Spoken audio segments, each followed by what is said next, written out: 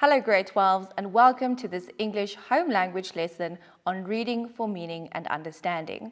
My name is Marinda Swanepoel and I'm very excited to spend this time with you today and help you better your reading and understanding skills. Reading and viewing has reading for meaning and understanding, the summary, visual analysis and language structures and conventions. Our focus today will be on reading for meaning and understanding. We will focus on reading strategies, verbs of questioning and the requirements of each, scaffolding of questions and the strategic approach to question order, and of course, answering techniques.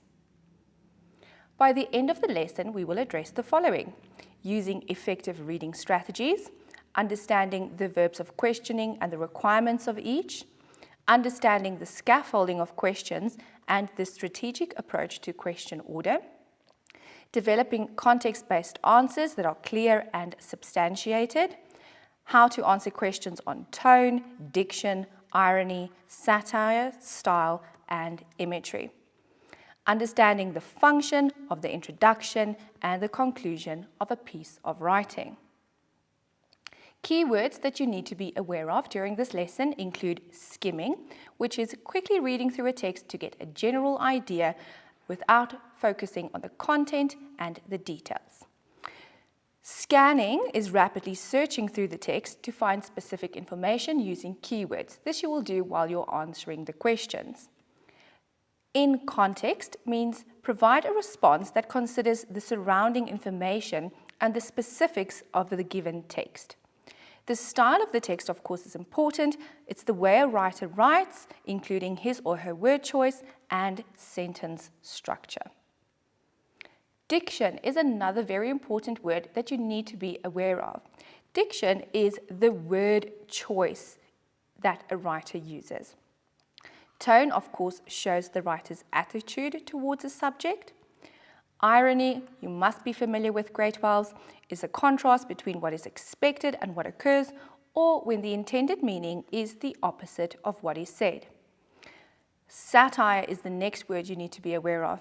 This is using humor, irony, sarcasm, or exaggeration to criticize or expose human, political, or social weaknesses in an attempt to change the situation. And the last word you need to be aware of today is imagery.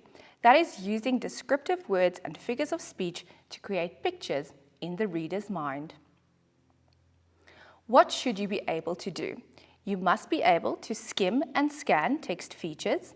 You must make connections and monitor for comprehension. You must read for main ideas. Always answer in context. Develop clear, detailed answers that of course are substantiated from the text. Focus on word choice and language structures, and understand style, irony, satire, tone, and diction. Common content errors and misconceptions we find with reading for meaning and understanding is not following the question's requirements precisely. Each question has a set of instructions that you need to follow. We also find generic answers without substantiation. Those will not get you marks. Misunderstanding the questions or simply lifting from the text without explanation. And then again, difficulty with irony, tone, diction, and the graphical interpretation, which you'll find in text B.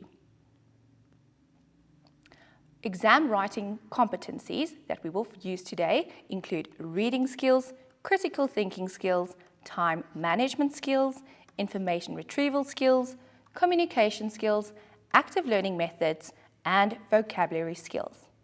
Now, before we continue with the rest of our lesson, let's go for a quick ad break.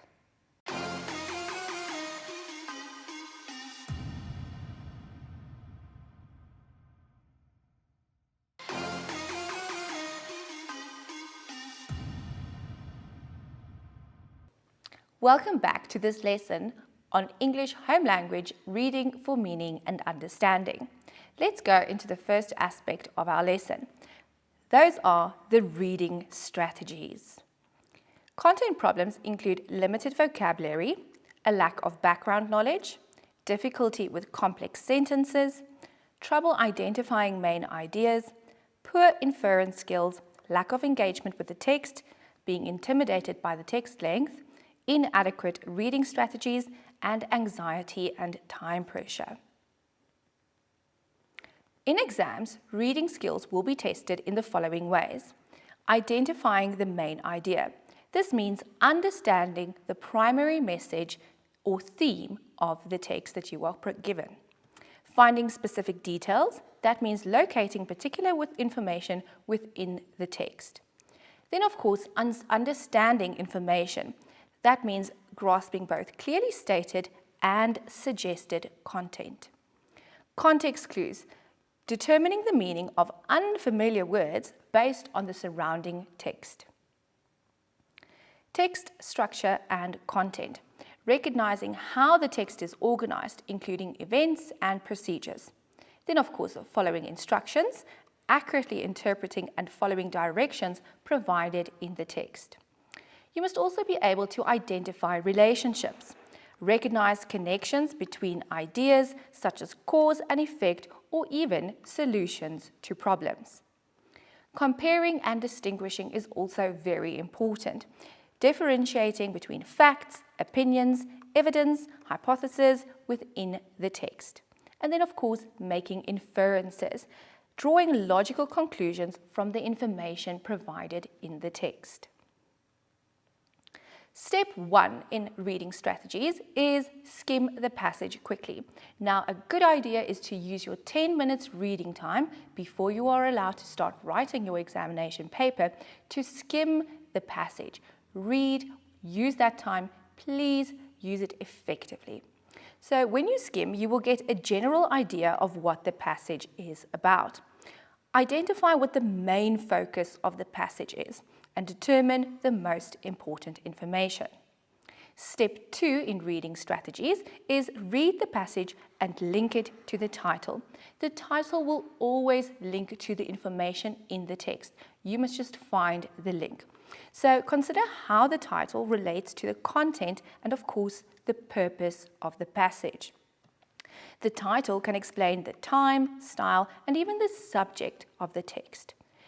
Always remember that the introduction sets the scene, it introduces the topic, and that the conclusion often summarizes the author's intention.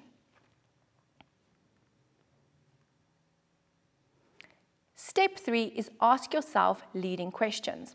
While you are reading the passage, think about the following. Who is involved? What is the main idea? Where and when does it take place? So find some more context for yourself. Why was it written? What is the author's purpose? And then how is the message expressed in the style? In step 4, you are going to read the questions.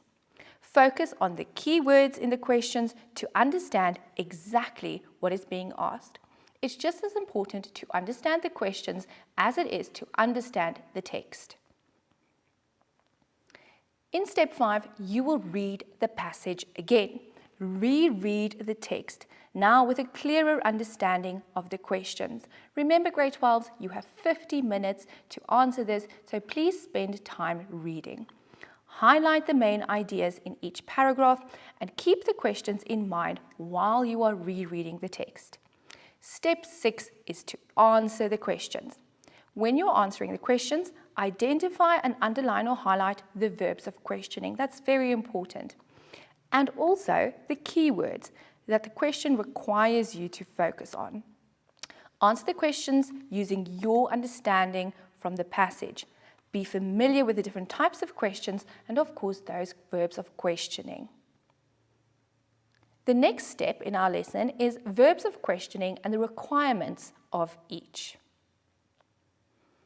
Content problems include lack of understanding terminology, and then, of course, applying the knowledge to context and not following instructions.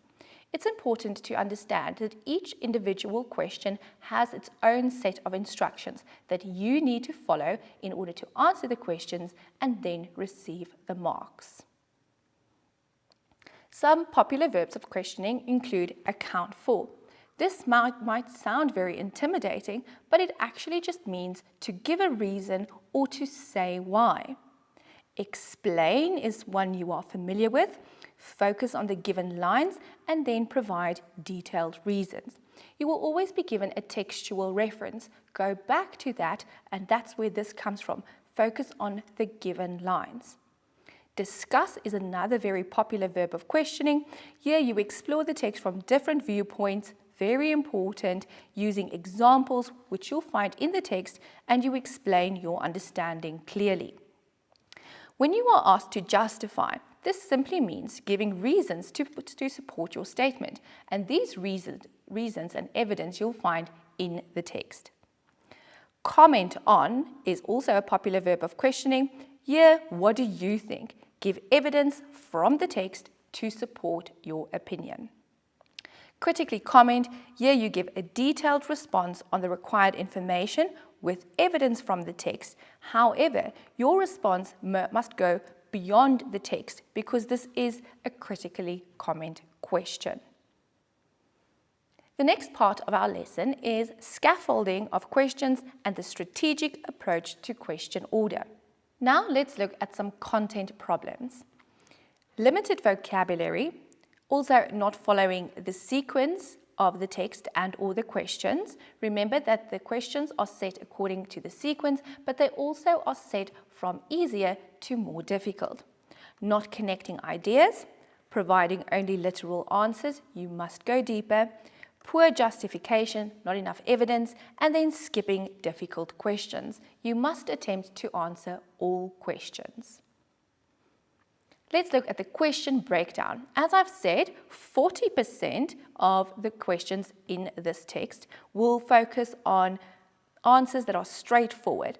You will find these answers directly in the text. Very, very easy, and it's important that you answer all questions so that you can get your 40%. Then 40% will be on making inferences. These questions require you to infer answers based on the information given in the text.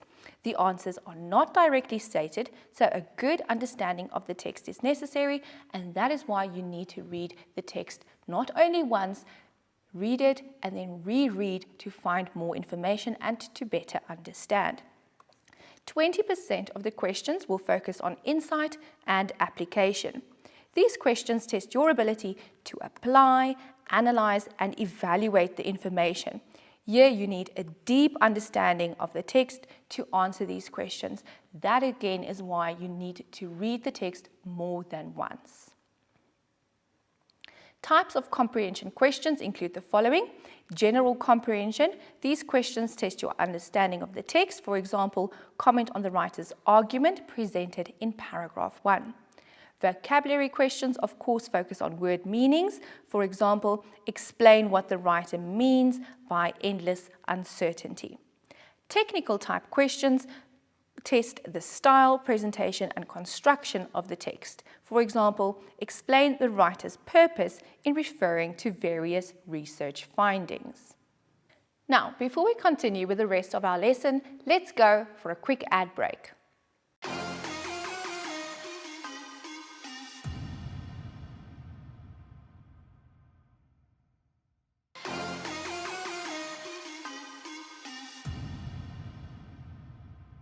Welcome back, Grade 12s, to this lesson on reading for meaning and understanding. Let's continue with the lesson right away. Our next part focuses on answering techniques. Content problems include the following. Lifting from the text. That means taking chunks from the text without an explanation. Failing to provide full explanations. A lack of vocabulary. Not linking the graphics to the message. Not following the sequence of the text and or the questions, not connecting ideas, and providing only literal answers. Your answers must go deeper than that.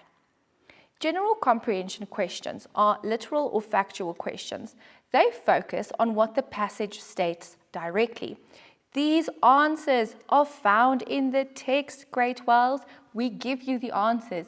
Please go back to the text and find those answers. Inferential questions require you to read between the lines. Look for implied emotions, attitudes, or points of view. Vocabulary questions, of course, focus on language usage. It'll focus on vocabulary, grammar, punctuation, and figurative language. Answers should always fit the context of the passage.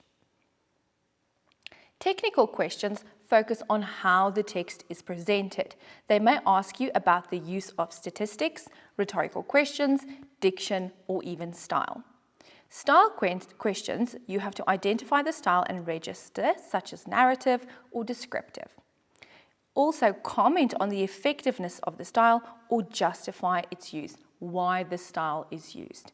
And then you could also discuss the writer's objectivity or subjectivity on a specific aspect. Tone questions, remember, the tone reflects the writer's feelings and attitude towards the subject, not your attitude, the writer's. It's identified through diction, sentence structure, and of course punctuation. And when you describe tone, you are going to use adjectives. Answering each question. Look at the keywords. Let those keywords guide you to the answer. Find them in the question and then find them in the text. Always double check. Before writing your answer, ask yourself if it fully addresses what the question requires. Ensure that you answer all parts of the question. There will be questions that have 2 or 3 marks, and you need to answer all parts of the question to score those marks. Always look at the context clues. If you don't know a word, try to deduce its meaning from the surrounding text. And then, of course, balanced responses. When there are questions on similarities or differences or comparisons or irony, give a well-rounded answer that covers both sides to score full marks. Now we're going to do an activity, a practice on all of these things that we learned today. So firstly, we will scan and skim the text. The impact of artificial intelligence in education. The title is very informative. It already introduces the topic. You're going to scan and skim through the text. Artificial intelligence is changing education by providing personalized learning, automating tasks, and offering quick access to information. However, shows a contrast. As AI becomes more common in classrooms, there are increasing worries about the loss of human interaction. So we see a contrast. Risks to data privacy and the gap between learners who have access to AI and those who do not. While AI can improve learning by meeting individual learners' needs, it may also reduce the amount of time teachers spend interacting with learners. This interaction is important for learners' emotional and social growth. Moreover, using AI in education raises serious privacy concerns. The large amount of data collected by AI systems could be at risk of breaches, which could expose learners' personal information. That, of course, is a bad thing. We find the negativity in this paragraph. This risk is made worse by unequal access to AI, which could increase the educational gap between learners from different backgrounds. So again, we see concern there. To ensure that AI benefits all learners, it is important to balance its use with traditional teaching and protect learners' data privacy. Only by keeping this balance can we fully use AI's potential in education while reducing its risks. So we've read through the text very quickly. Now we can go to the questions. Question 1.1 asks, explain why the writer uses the phrase increasing worries in paragraph 1. So my verb of questioning, explain why.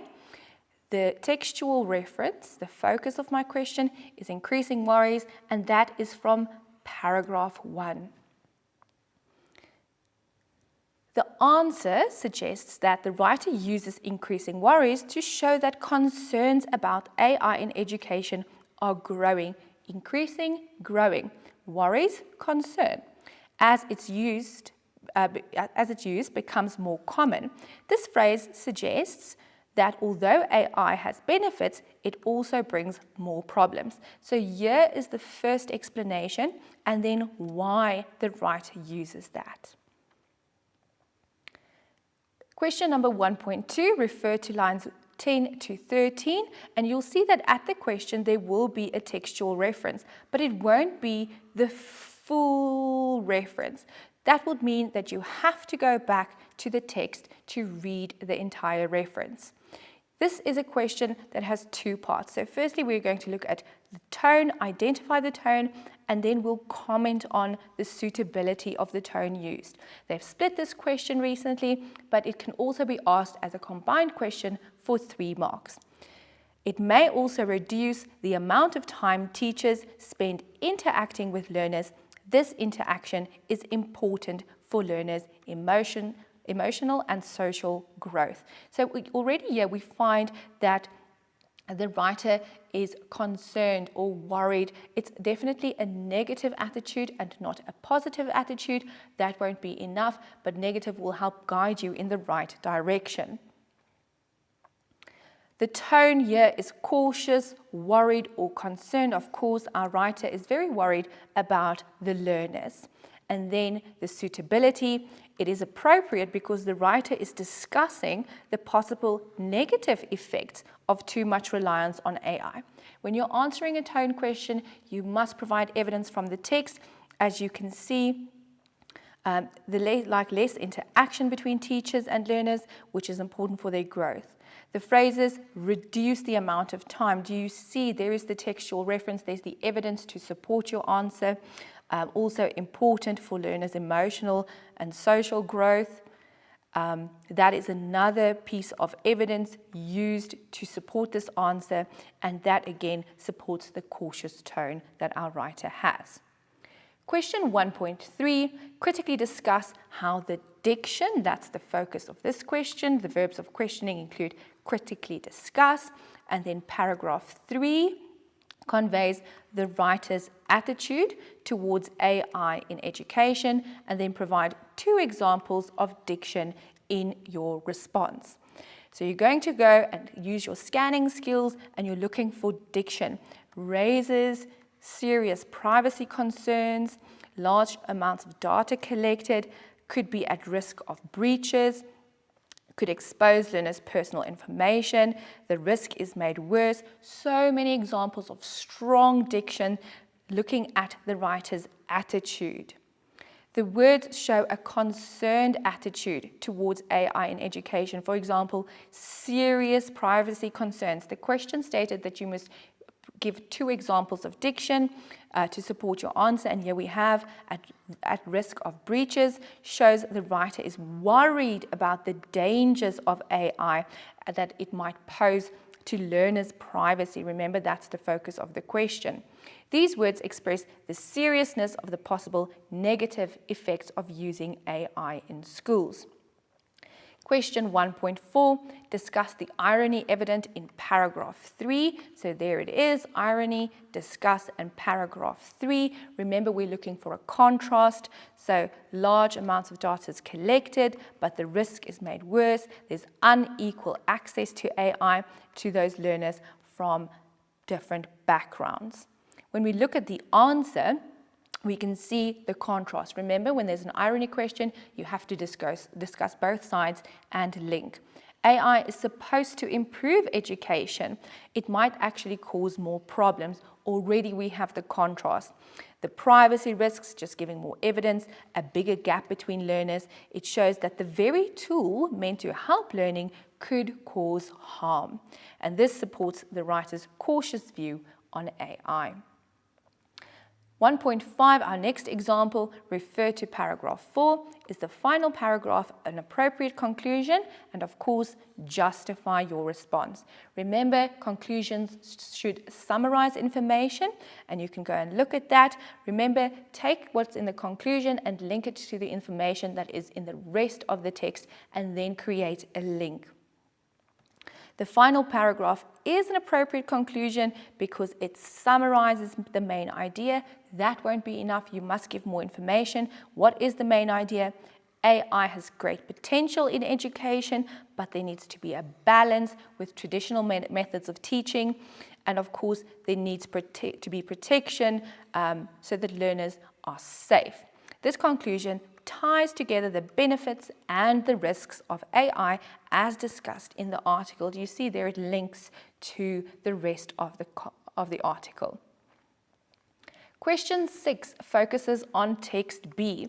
So here, comment on the effectiveness. So our question word is comment on the portrayal of the AI robot in conveying the message. So we'll have to find the message, look at the robot, and then answer. Here you can see it's a traditional classroom. If we look at that part, there's a teacher with a green board. He says real learning. But on this side, we see children with quite concerned looks on their faces. This learner has a book. There are some laptops in this picture as well. And then the main focus is this massive robot in the middle of the image. Now, the portrayal of the robot conveys the message about the impact of artificial intelligence in education. It's oversized, complicated. It shows how AI can take over and overshadow traditional teaching methods. The confused and overwhelmed expressions on the learners' faces highlight the negative effects of relying too much on technology for learning. That's very important. The speech bubbles filled with a binary code emphasizes the lack of real communication between the robot and the learners, and it effectively shows the concern that AI could replace human interaction in the classroom. Today we'll be looking at the November 2022 paper 1, and this of course is question 1. We're going to use our skimming and scanning skills, and we're going to quickly go through the passage. This is something that you can do in your 10 minutes reading time, that time when you're not allowed to write anything. Use that time to your advantage. So we'll start with the title, The Age of Intimacy Famine. A few words jump out at us, intimacy and of course famine, and we'll jump into the passage. Like most humans, I want intimacy, but as a developmental psychologist, I consider intimacy a fundamental human need. Intimate moments are often the touchstones of a rich human experience. Yet, so there's a contrast, millions of people worldwide are isolated and lonely, woefully lacking in the meaningful and diverse social experiences that help support emotional and physical health. As modern life has grown more distant through technological innovation, our opportunities for deep, intimate moments have dwindled. The pandemic has only exacerbated this trend, sending many of us deeper into our online worlds. Paragraph 3 immediately sounds alarm bells to me, grade 12. Do you see that there is a single line paragraph? That's a technique the writer has used. This has left many of us starving. That links to the intimacy famine in the title. We have entered an intimacy famine. So there it is, a repetition of that idea. Though the pandemic might have accelerated our feelings of social deprivation, we were already on this course, staring at our phones as if they held the answer to our woes, our troubles. And ironically, perhaps they do. My phone is probably the most demanding entity in my world. I have taught my students that responsiveness is one of the crucial elements of parenting, and one of the most important things you can do as a parent is to nurture a child. Remember, she's a psychologist.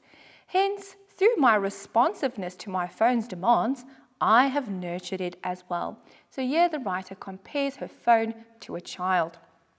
But it's not only responsiveness that has solidified our relationship. I carefully wipe its screen to remove smudges. That's social grooming. Do you see the extra information here? I carry it with me everywhere, in either my purse, hand, or pocket. That is skin to screen bonding. There's a little pun on skin to skin. I get nervous if I can't find it. Separation anxiety. We are bonded. So she really goes in on this idea that her phone is like a child. This relationship has not gone unnoticed by others in my orbit. Since 2016, researchers around the world have found some consistent trends in ways in which technology is interfering in relationships. So some research that solidifies the writer's argument, it supports it, and it makes it credible. Specifically, people sometimes choose to interact with their phones over the humans in their lives, and this can cause conflict and jealousy. I'm sure you've all been there. This in turn relates to lower levels of relationship satisfaction, and it also compromises intimacy. There is that word again, grade 12s. Why might we feel so rebuffed when someone chooses to interact with their phone as opposed to us? Rhetorical question. According to the theory of symbolic interactionism, our interactions with others are laced with messages, and those messages help us determine our role in that person's life. When people elect to attend to their phone rather than to us, it sends the signal that the phone is more important than we are.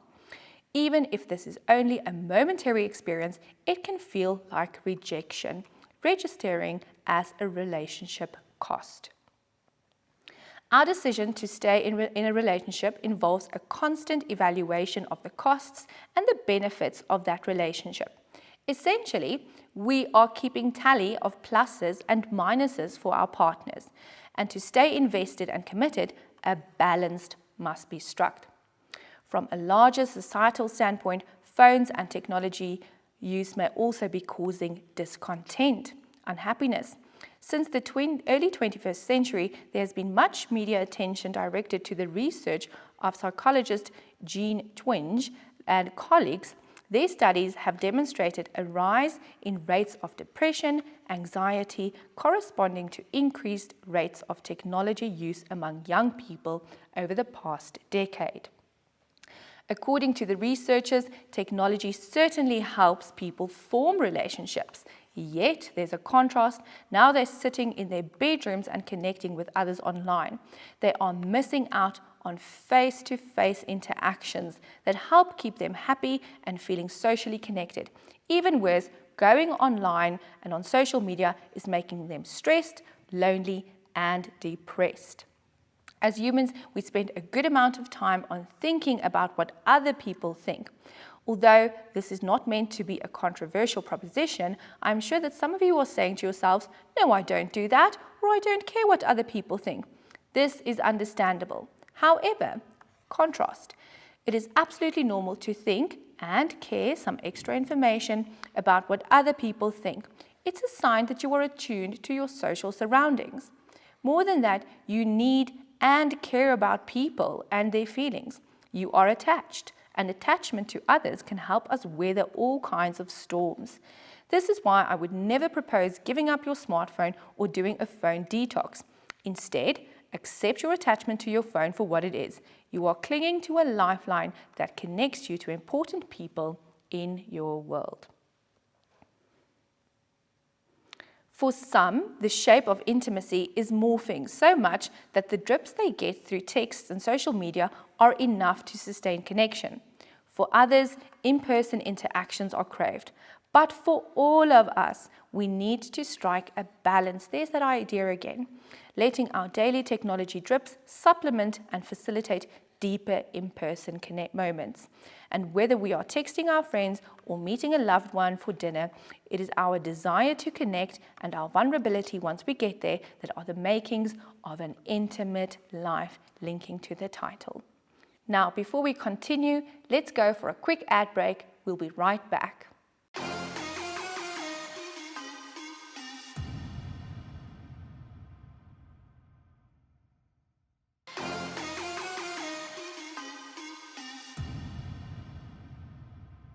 Welcome back, grade 12s, to this lesson on reading for meaning and understanding. Now that we've read the text, let's jump into the questions. The first question we're going to look at from the November 2022 paper 1, question 1, is question 1.3. Here we have our textual reference referred to paragraph 3. Account for is our verb of questioning, the single line paragraph. Remember, while we were reading it, it jumped out at us. And of course, there's a reason. It doesn't happen by accident. So account for means give a reason or say why. The short paragraph emphasizes the impact of the lack of intimacy. So you know that short lines or single word sentences are for emphasis, and what it emphasizes is what's inside. So in this case, it highlights the writer's argument that people are devoid of human connection. As you'll see on my answer, there are slashes. That means that this could be your 2 marks, or this could be the 2 marks, or even reinforces the link to intimacy famine in the title. That could also be the answer for 2 marks. So here we focus on the technical aspects of a single line paragraph. Question 1.4. The verb of questioning here is discuss. Discuss how the diction, word choice in paragraph 5 reveals the writer's relationship with her phone.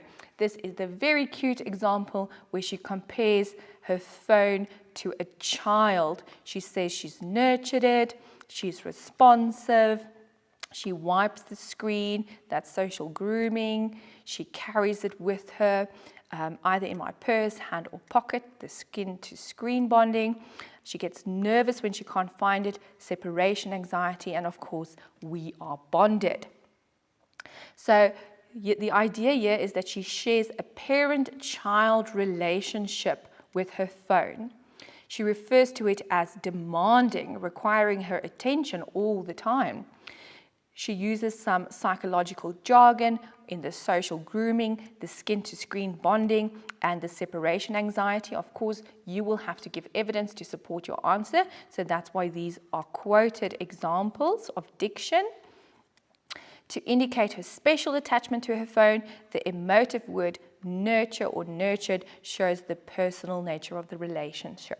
So remember, when you're answering a diction question, you must give evidence. So there would be 1 mark for the identification of diction and then 2 marks for the discussion.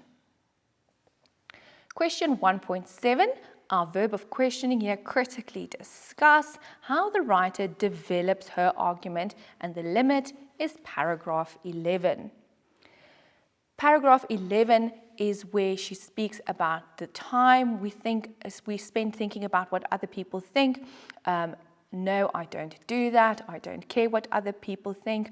She says that it's understandable. It's normal to think and care about what other people think. It's a sign that you're attuned to your social surroundings. More than that, you need to think and care about people and their feelings. You are attached, and again, those ideas help us weather all kinds of storms. And that's where she says she will never propose giving up your phone or even doing a detox. You must accept your attachment, and then you're clinging to a lifeline because it connects you to important people. Now, if we look at the answer, she emphasizes that human beings need approval. She says it's okay, it's normal. Her argument is further strengthened by the repetition. Of course, you know repetition is to emphasize. The aside in the parenthesis and care. She acknowledges that technology is needed. She doesn't ask us to give it up to stay connected to those who are significant to us. If we're looking at the marking directive, it says that full marks will only be given if there is a critical discussion. You may not only lift, you need to give a discussion. Here it also says alternative answers or responses. That means if your answer is not the same, it will be assessed on merit, and you will also receive marks if it is deemed valid. Question 1.8. In your view, is the final paragraph an appropriate conclusion? Very popular question. And then substantiate your response. Give reasons. This is for 3 marks, and it's very easy. You know that conclusions are supposed to summarize and draw all of the information together. So you look at the conclusion and you see what's there, and you link it to the rest of the article. So again, we have the shape of intimacy is morphing, it's changing. So the idea that social media is enough for some people, but others need in-person interactions. We need a balance. That's a very important idea. And when we are either texting or meeting someone for dinner, it is because we want to connect, and our vulnerability that makes an intimate life, which of course links back to the title and a lot of the paragraphs. So when we're looking at the answer, yes, of course, the conclusion is appropriate. It links to the article, but that's not enough. How does it link? It invites the reader to question whether we are connected or isolated. It sums up, that's also a generic answer, but you need to add detail. The writer's view that we can strike a balance. Since she's argued both sides in the text, she focuses on balance in the conclusion. The use of technology, and of course then maintaining in-person relationships. She succeeds in convincing the reader that we need to acknowledge our need to connect and to accept our vulnerability in order to achieve intimacy, the makings of an intimate life. So here they're saying alternative responses will be credited. So if your answer is not the same, but it is valid, you will be given marks. And then no response is unlikely, but it will also be considered depending on the reasons.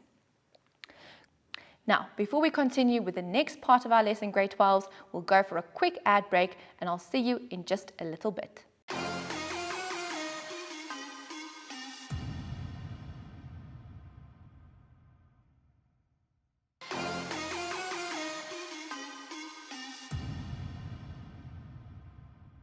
Welcome back, grade 12s, to our lesson on reading for meaning and understanding.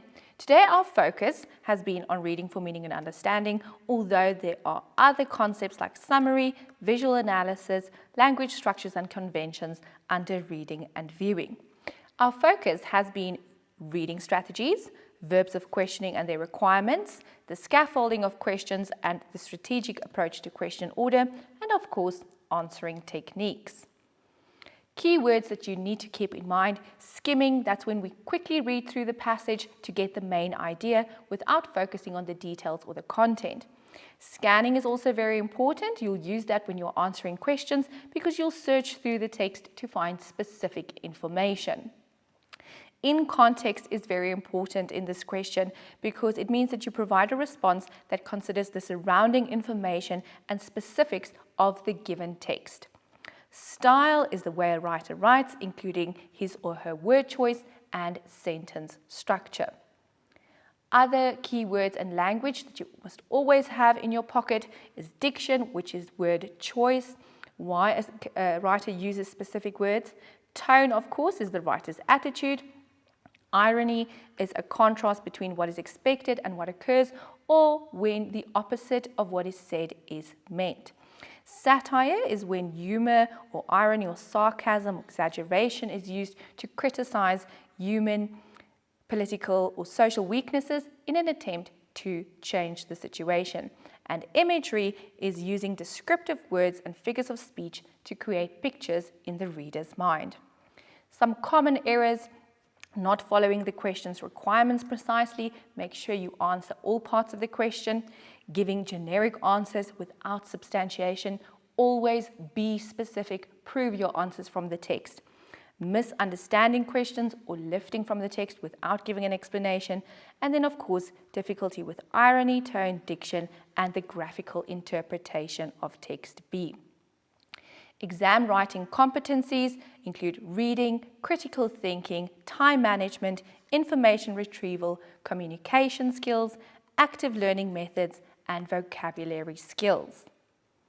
Here are some further practice questions for you. I have highlighted the specific questions we've worked on today, similar questions that will help you with your answering techniques. Thank you so much for joining me today, grade 12s. I hope that you can take this information that you've learned and apply it to your next exam paper, and that will help you to be successful and to achieve the goals that you want to achieve. I hope to see you very soon. Goodbye.